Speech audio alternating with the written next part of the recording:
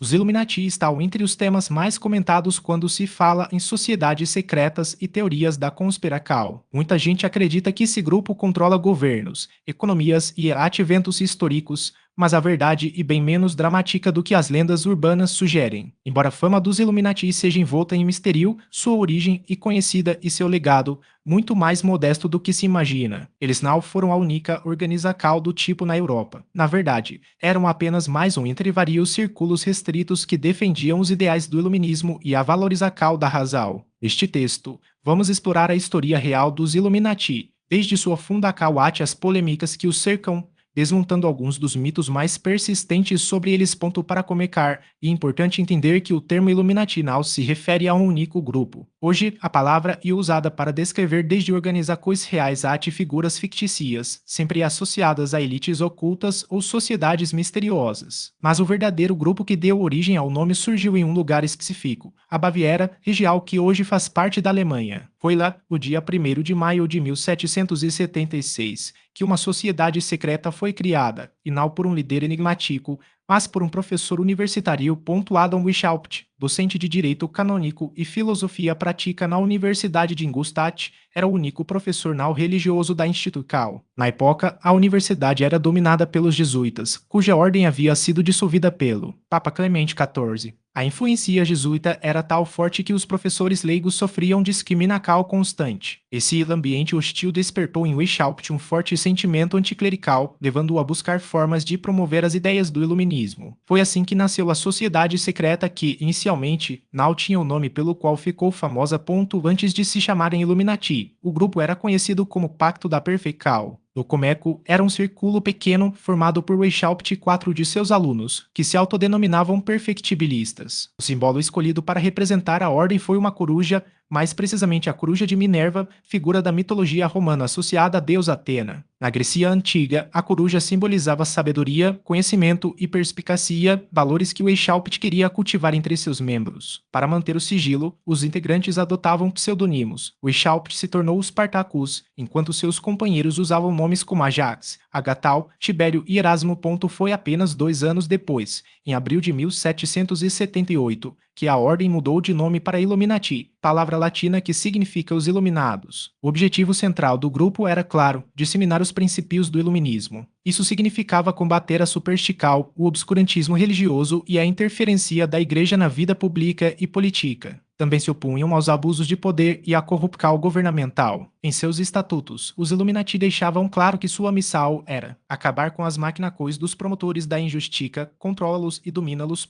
A estrutura interna da ordem era hierárquica, com diferentes níveis de participação. Os membros eram classificados em graus, que iam desde novatos a iluminados. Cada etapa envolvia rituais secretos, alguns conhecidos apenas pelos membros mais avançados. Quem chegava ao grau de Minerval passava por uma cerimônia complexa, na qual recebia sinais e palavras de ordem. Weishaupt mantinha um controle rígido sobre o grupo, inclusive com uma rede de espionagem interna para monitorar os integrantes. Os mais dedicados eram convidados a fazer parte do conselho diretor. Os Illuminati tinham critérios bem definidos para recrutar novos membros. Além de compartilhar os mesmos ideais, os candidatos ideais eram homens cristãos, de temperamento dócil, com idades entre 18 e 30 anos, interessados em aprender e, de preferência, com recursos financeiros. Judeus, pagãos, mulheres, monges e membros de outras sociedades secretas eram expressamente excluídos. A desconfiança em relação a pessoas com mais de 30 anos era grande, pois Weishaupt acreditava que elas já estavam muito apegadas às suas próprias convicções e, portanto, seriam menos flexíveis. O sigilo era levado tal a sério que os membros usavam técnicas semelhantes às do espionagem para proteger suas identidades e atividades. Um dos símbolos mais associados aos Illuminati e o óleo da providência, aquele olho dentro de um triângulo que aparece em igrejas, edifícios maçônicos e ate na nota de $1. Muitas teorias da conspiração ligam esse símbolo ao grupo, sugerindo que ele representa a vigilância global dos Illuminati. No entanto, não há nenhuma conexão real entre os dois. A associação surgiu porque tanto os Illuminati quanto os maçons valorizavam a razão e o conhecimento, e o olho era um símbolo cristal antigo, usado em pinturas para representar a vigilância divina sobre a humanidade. O olho da providência, na verdade, tem raízes muito mais antigas. Originalmente era um emblema cristal que simbolizava a presença de Deus observando tudo. Com o tempo, foi adotado por outras organizações, incluindo os Macons, que o incorporaram em seus rituais. A confusão com os Illuminati aconteceu porque ambos os grupos compartilhavam ideais iluministas e uma estrutura secreta, mas isso não significa que o símbolo tenha sido criado ou apropriado por eles. A história dos Illuminati, como vimos,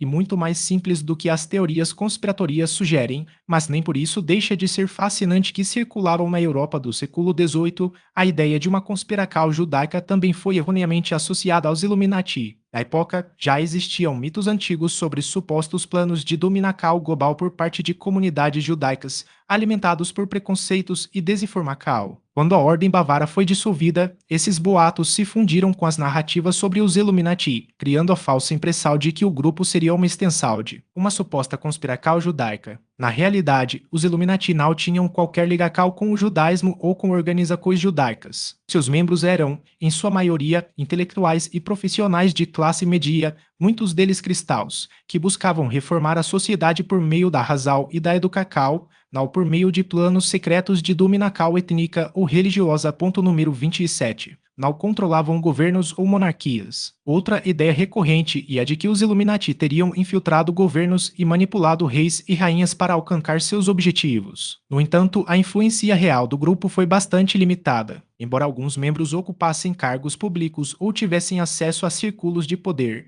como era o caso de intelectuais e burocratas da época, não há evidências de que a ordem tenha exercido controle sobre governantes ou instituições. Na verdade, a própria estrutura dos Illuminati era frágil, dependia de reuniões secretas, correspondências cifradas e uma hierarquia rígida, mas sem recursos financeiros ou militares para impor suas ideias em larga escala. Quando foram descobertos e perseguidos, desmoronaram rapidamente, provando que seu poder era mais simbólico do que real. Ponto número 28. Não eram satanistas nem adoravam entidades obscuras. Uma das acusações mais persistentes é a de que os Illuminati praticavam rituais satânicos ou cultuavam forcas malignas. Essa ideia surgiu da fusão de dois elementos: o caráter secreto da ordem e o medo que grupos religiosos conservadores tinham de qualquer organização que desafiasse a autoridade da igreja. Como os Illuminati criticavam o dogmatismo religioso e defendiam a liberdade de pensamento, foram rapidamente rotulados como inimigos da fé. No entanto, seus escritos e documentos internos não fazem qualquer menção a práticas ocultistas ou adoração a entidades sobrenaturais. Seu foco era político e filosófico, não místico. A confusão pode ter sido alimentada pelo fato de que alguns membros, como Weishaupt, estudavam textos esotéricos e maçônicos, mas isso não significa que a ordem como um todo seguisse uma doutrina sobrenatural. Ponto número 29. Não desapareceram por completo, mas se transformaram. Embora a Ordem dos Illuminati de Baviera tenha sido oficialmente extinta em 1785, algumas de suas ideias e métodos sobreviveram em outros movimentos. Grupos como os Carbonarios, na Itália, e certas facções maçônicas progressistas incorporaram princípios iluministas semelhantes, como a defesa da democracia e a crítica ao absolutismo. Além disso, o próprio conceito de sociedade secreta com fins políticos continuou a inspirar organizações ao longo dos séculos XIX e XX. No entanto, é importante destacar que esses grupos posteriores não eram continuações dos Illuminati, mas sim movimentos independentes que compartilhavam algumas de suas premissas. A ideia de que os Illuminati nunca morreram e seguem atuando nos bastidores e, portanto, um exagero alimentado pela cultura conspiratória. Ponto número 30. Seu legado está mais na cultura do que na realidade. Hoje, os Illuminati são muito mais um fenômeno cultural do que uma organização ativa. Eles se tornaram um arquetipo da conspiração, um símbolo de poder oculto que pode ser aplicado a qualquer contexto, desde a política até a indústria do entretenimento.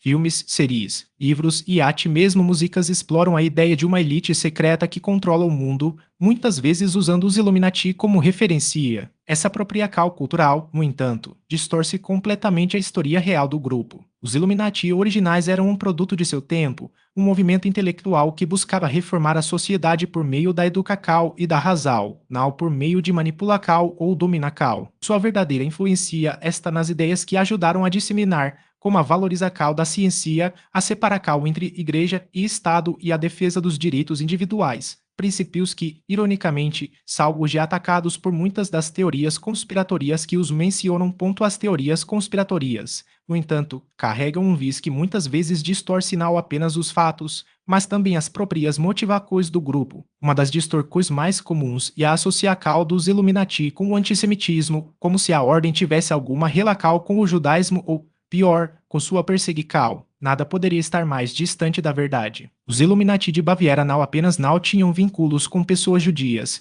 como seu perfil ideal de membros excluía qualquer filiação religiosa. Especifica, afinal, sua crítica era direcionada à religião organizada como um todo, não a uma fim particular. Além disso, a ideia de que os Illuminati seriam precursores do comunismo e outro equívoco histórico. Essa conexão foi fabricada décadas depois de sua dissolução, especialmente durante a Guerra Fria, quando o macartismo nos Estados Unidos promovia perseguições e demissões de supostos comunistas. Os Illuminati, porém, não tinham nada a ver com o marxismo. Seus integrantes eram, em sua maioria, homens da elite intelectual e econômica, beneficiários diretos do sistema capitalista. Eles defendiam a existência de um Estado forte, porém laico, e repudiavam a revolução como método de transformação social. Sua visão de mundo era reformista, não revolucionária, e acreditavam em mudanças graduais, não em rupturas violentas. Outro ponto frequentemente mal interpretado e a suposta sobrevivência dos Illuminati até os dias de hoje. Apesar de teorias modernas insistirem que o grupo ainda opera nas sombras, controlando governos e instituições,